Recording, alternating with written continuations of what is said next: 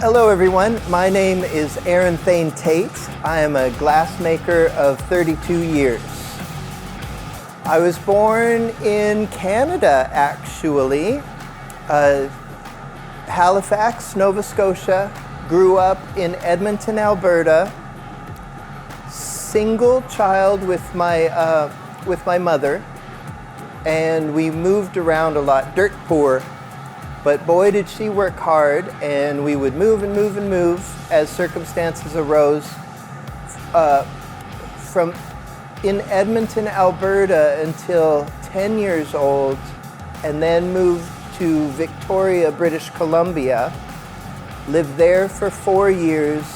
My mother is American by birth, and so I am American through her. Moved from Victoria, British Columbia to Seattle. Finished high school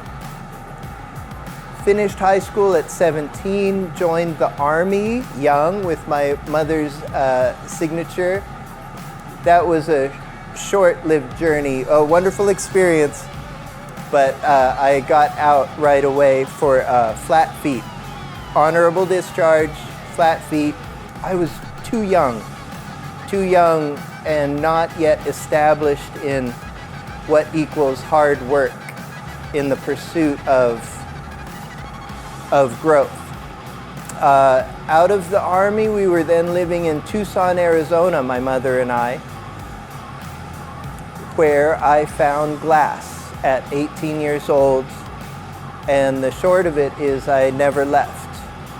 Instantly enamored with this medium, and have done glass ever since. A couple years in Tucson at my first glass shop, and then moved to Seattle, Washington, which is just for other reasons, but because I ran out of money, I had to look for a job, and all I knew was glass. I did not know that glass making was, the hub of glass making was in Seattle, Washington.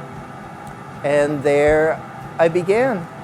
And then long career in Seattle, learning, working for many different artists and at many different factories. Learning. Moved here in Dallas, Texas is where I currently live.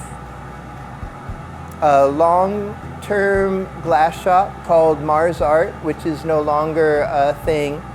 But two wonderful architects, father-son architects, who built a shop. And we had made friends in Seattle over their trips there. A glassmaker tends to find a local glassmaking shop to visit whenever they travel. It's known and a thing. And we made friends. I had visited them when my wife and I and our children, our newborns, would come visit her family, which through their own story had transplanted here. And then when it was time to move, the choice was for our children to grow up with their cousins, Diana to be back with her family, big family, multiple brothers and sisters and parents. We moved here so they could grow. And so I've been here 18-ish, something like that, years now. I've been 2 years here at this shop I'm sitting in, and this is the first shop I've ever owned. I've always been a part of other shops, working for people, or in the case of Mars Art, being a part of their larger shop. Making glass, I get production jobs. Some are long-term and consistent. Others are one-offs, installations, repairs. Throughout all this time, I've done a lot of teaching, beginners, intermediate, and advanced.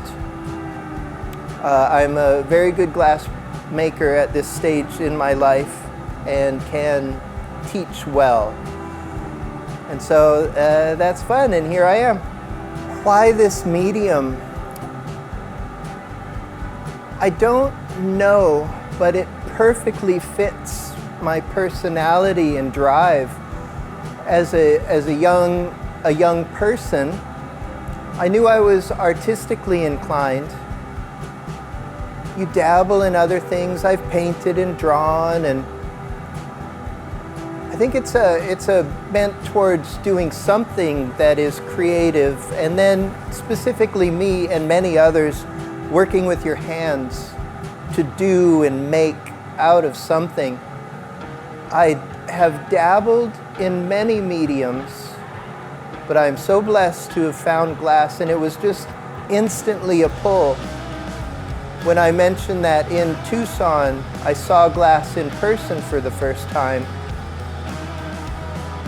I was mesmerized. I still am. I can still watch people on YouTube for hours.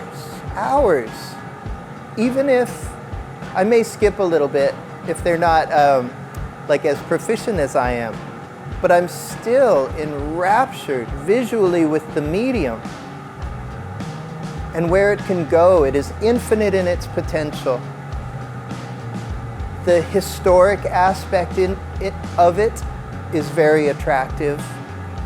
It's old, like metalwork and woodwork and stonework, ceramics. Glass is among those ancient things that humans have become through trial and error, and a long line of people so proficient. And so I'm reaping the rewards of being able to do it freely. A juxtaposition is Europe's early glass was very rigid in what you would be allowed to do. It was not viewed as an art or potential art. It was just a fine craft. People respected it as such, and unique. Its attributes make it unique among the other mediums.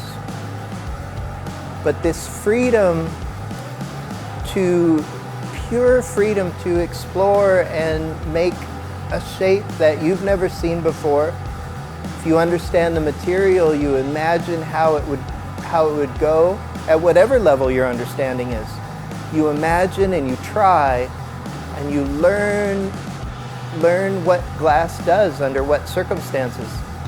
It's just an intimate thing which is just so special.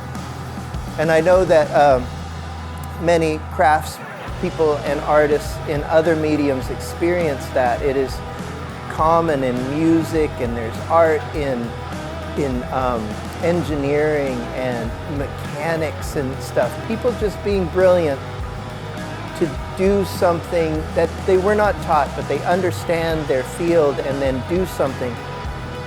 It's so special.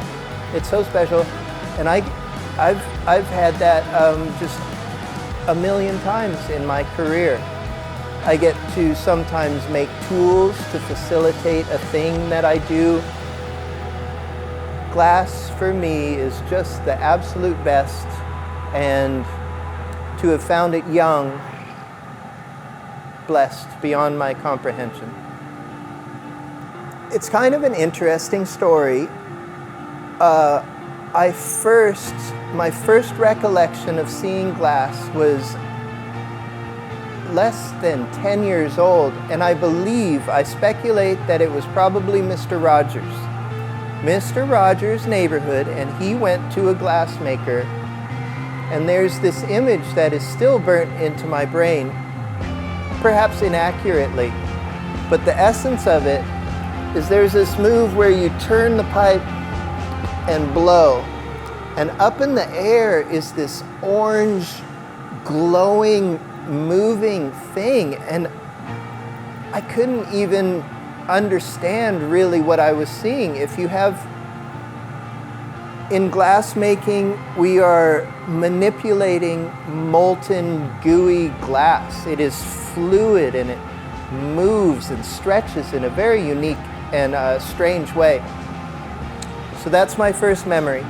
That image, though I didn't understand really what I looked at, I guess I knew it was glass at its base level.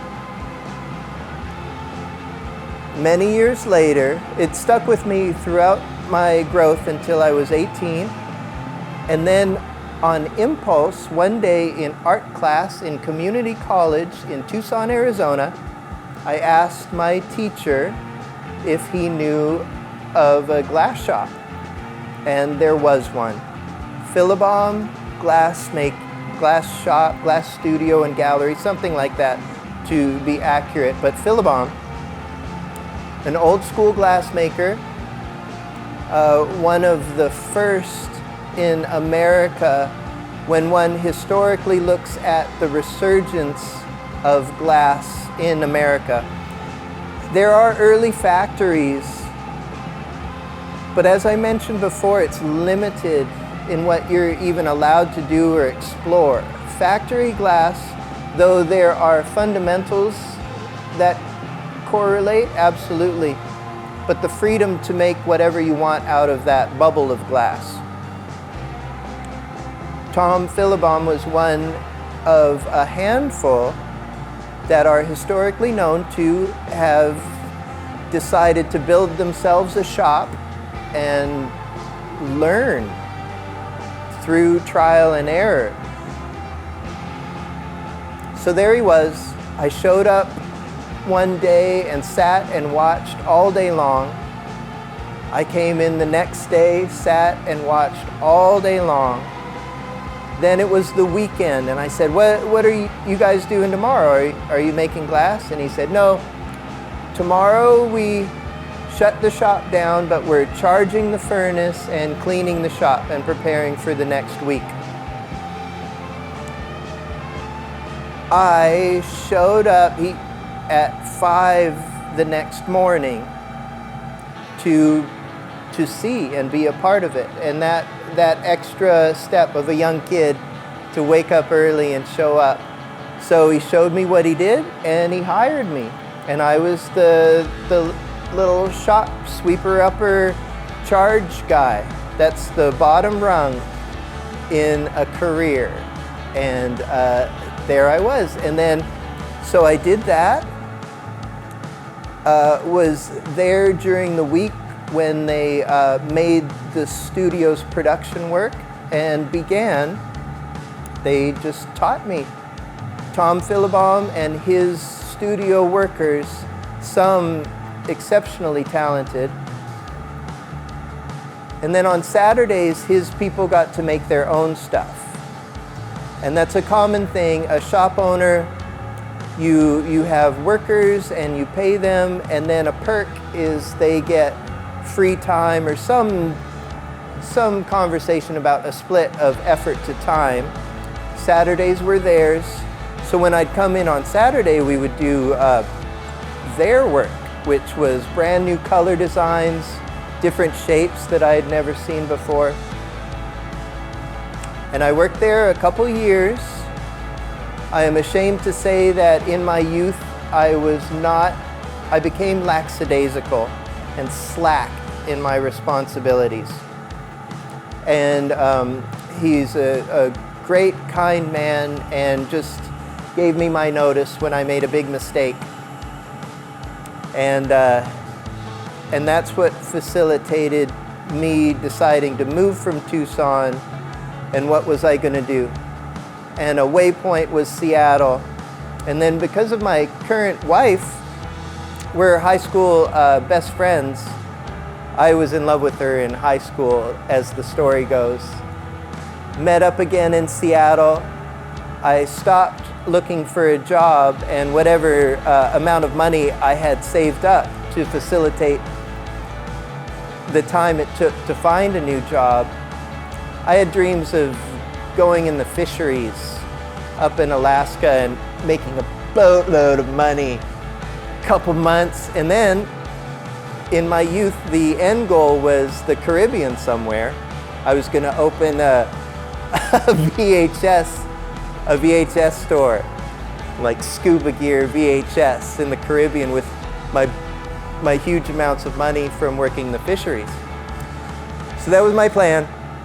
My high school sweetheart shows up, and I spent all of my money and time hanging out with her, not looking for a job.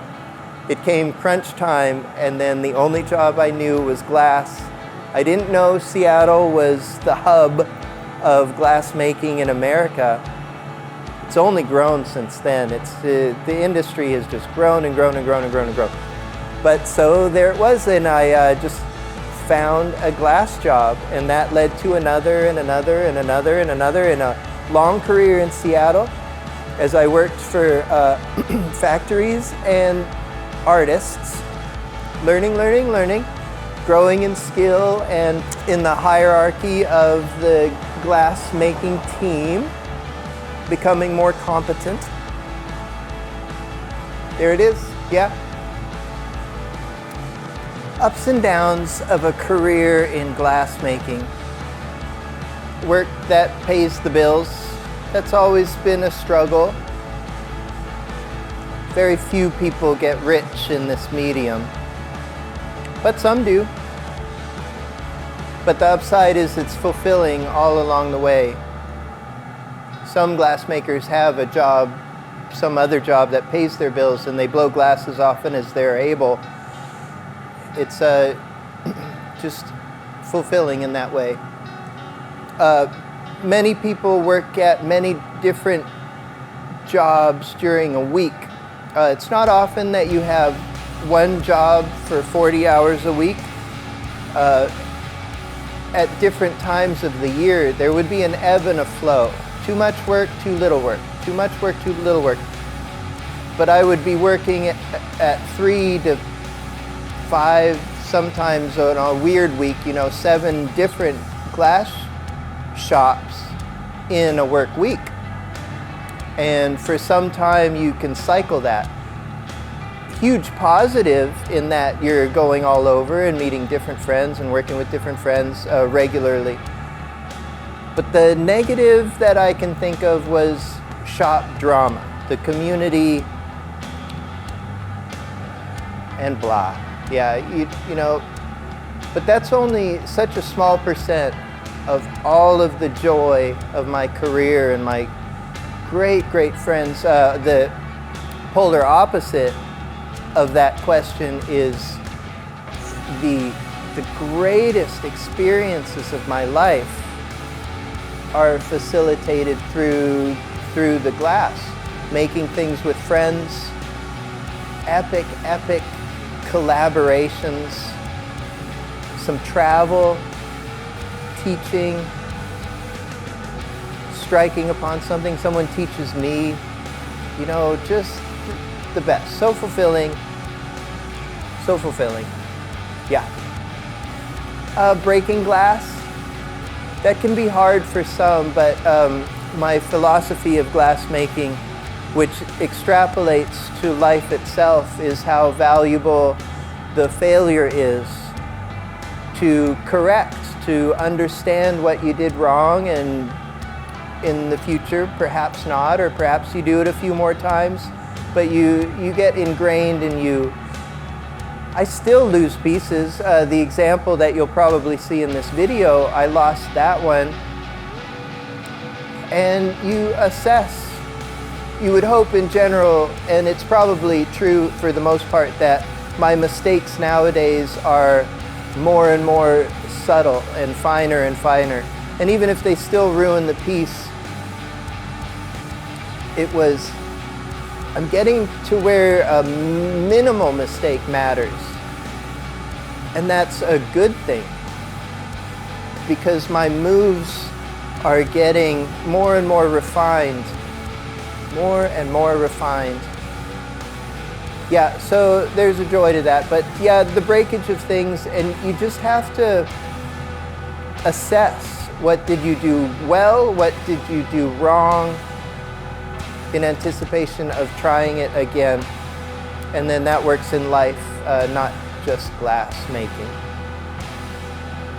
It's a really insightful thing, because in many ways a glass making team and the process, you can wax philosophical and find a deeper meaning when it's so personal. And I do a lot of stuff all by myself where I constantly critique pros and cons of my actions or my intent. But then what is really interesting is the team dynamic, communicating with other people. And so that's just a whole bunch more of influence. And I think you want to get better at that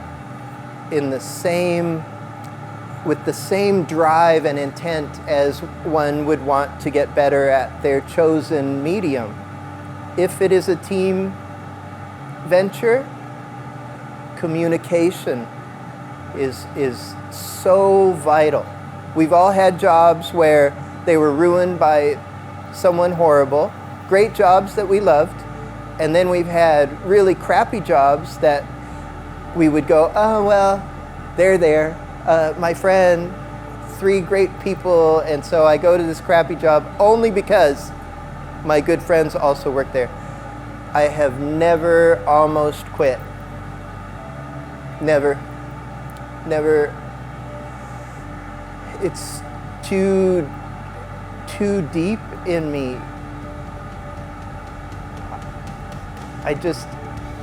Glass is perfect for my personality. I love it so deeply. Yeah. If I suddenly became independently wealthy and didn't have to make glass, I would still absolutely make glass. Yeah, some of my production work is of import enough. I'm thinking of the memorial pieces. I make memorial glass, a bunch of different shapes, with the ashes of someone's loved one in them. A wonderful thing that glass does, and many glass makers do this, but I am partnered with spiritpieces.com. A wonderful man built this online company. I believe I was one of his first artists that he approached to say, hey, could you do this? I'll get orders. I'll ship you the ashes and you make it. And then, so he just set up the whole deal, spiritpieces.com. Currently, because this is many years ago, he has many artists now. And you go to the website and pick a beautiful thing and have options of color, size, shape. He's delineated his artists. And so they have just, the glass pieces, the memorial glass pieces are one of the greatest things I have ever made. People do it during workshops where they come to me and we make a piece together. It's another thing that I do. Many choices of pieces, but some people bring their ashes because they've heard that it can be done. And we do the ashes together, and oh, the tears. And how it is so special and meaningful. And then I certainly understand that Grandpa's ashes in an urn, which eventually goes in the top shelf of a closet or in the attic. You can live in your kitchen in the window where the sun hits it. Some beautiful thing. It's so special. It's so special. So, I got on that because maybe even if I was independently wealthy, I would still make the memorials because they're just special to people. And it's really nice. I love that part of it. But then, selfishly, my art, my sculpture, sculpting things and making shapes and envisioning something new. It's just fulfilling, and every human needs that outlet, I believe. I would encourage anyone watching that you have art in you. I've encountered many pieces who say, oh, I can't, I don't, I'm not artistic. My personal belief is that everyone has it in them. It's something that needs to be cultivated. The first thing is to to try and accept that you do have some seed of creativity in you, and then pursue it. Pursue it, because boy, is it fulfilling in a way that other things that we do are not. Music falls into that category. But then do something with your hands and turn a lump of clay into something, or wood or metal or garbage. You know, goodness sakes, very fulfilling, very much worthwhile doing. Millionaires who don't do anything creative, who shop and travel, but travel from fancy hotel to fancy hotel, very little sightseeing. You know, it's just limiting, it's editing out the things that make humans great. I don't believe I have a specific recognizable style of the glass work that I make. I've tried types that are just defined and have come way before me. But I don't think there's this thing where you could point and look and say, oh, Aaron made that. Yeah, but it's a viable question because many artists do have a distinct, recognizable style no matter what they've made. Often it is a shape that they repeat and repeat with different color patterns, or it's the inverse where they do many shapes with a color pattern that is probably unique to them. Yeah. So not I. I've always tried just the wildest things I can imagine, as well as honing traditional techniques to then make my art. But it's so varied. You could look at my Instagram and see just lots of different stuff.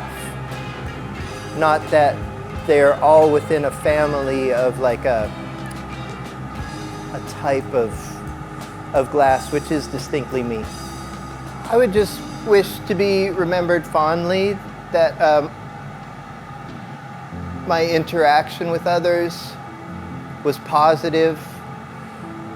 Part of my drive is teaching, as I have become an authority on technique and method, and then I believe I have, in certain respects, a unique perspective, and so teaching fondly. You know, I don't want anyone to think what he was such a big asshole, but man, he could make some glass. No, just, and goodness sakes, my friends, my long-term friends and students many times have just said the nicest things to me. And then sometimes third person, I've heard people saying nice things about me, not to me. It's in reference to me. It's just heartwarming, but that's like a good person. Fundamentally, anything good in me is because of my Savior, Jesus Christ. And my perspective on life and who I am and how I should act and interact and be and teach and my desires, I just hope that they would always, well, I know they have not always, but I just try to conform to the example set by my Creator. Yeah, so that's the most important thing. Good, as it pertains to glass, I've already heard I've been a wonderful influence on people. There are some people who are glassmakers because they saw me first, just like I saw Tom Philibom first. And man, it gives me chills. It's just wonderful to be in some small part an influence on someone else's life. with something as special as glass. I hope because Jesus is so much more important, I hope that I could be an influence to point to him in some respect. Yeah. Inspiration comes from all over. Shapes, nature. Oh, I'd like to sculpt that. History with actual shapes. Something that is consistent and specific are ceramic sculptures, abstract ceramic sculptures. Because that medium, they can put it down and come back, and there's multiple stages of control to get a shape. And sometimes I've been able to get some semblance of a shape inspired by ceramics or stone, and then do it in glass. And that's really neat. But goodness sakes, it's everywhere. There probably is stuff that's impossible to make. It's likely that AI would come up with some crazy shape that would be impossible, but that would be a rarity. I believe, glass, potentially, you can apply many different methods of glass making to get the desired result. It may not all be done hot in a studio session or setting, but boy, there's cold working, slumping, infusing, and you can glue on pieces cold to create something absolutely fantastical. There's assembly around a metal framework and structure to hold multiple pieces. So I don't know if one can safely say there are impossible shapes to make, but I bet you that 90% of impossible shapes put forward could be dissected and decoded to become successfully made, most likely utilizing multiple methods to create the end result. The advice for someone wishing to pursue glass making is absorb all that's online, thousands of hours on YouTube. You get onto Corning's website and they have just probably one of the largest libraries of information, books, video, but you must find a shop. Find a shop and be there as much as you are able and absorb. Yes. There's lots of classes in this day and age. You can spend money to learn, but you have to do. You can absorb a great deal intellectually and visually because it's so well documented at this point in the world. But you must have the doing, because it's all the control that you have to practice, and then the experience of failure or less than, and again and again and again to make the finished result better and faster is always the goal. Again, better and faster. I've said that once or twice before. My telephone number, 206-387-9228, will give you a message, because I rarely ever answer the phone. We'll give you a message with my wife's phone number for scheduling for a workshop. My wife's number is 940-300-7971. Call for workshops. If you want, that's specifically for workshop scheduling. My wife explains the process and will put you on the schedule for the doing. My phone number, if you have something to be made or a special order or commission, you may text me. I respond very well to texts. That same 206-387-9228. Text me, say, hey, something, sometimes I can repair stuff. That's a common inquiry. And it's possible sometimes to glue. I have some glass glues and methods to repair something broken or to remake a thing. Check out my Instagram, which is a consistent library of many things over many years, at Thane Tate Glass. Wonderful record of stuff I've made. I point things to my Instagram, and you can email me, aaron@aarontate.com. But best is text. I'm here in Denton, Texas. Yeah.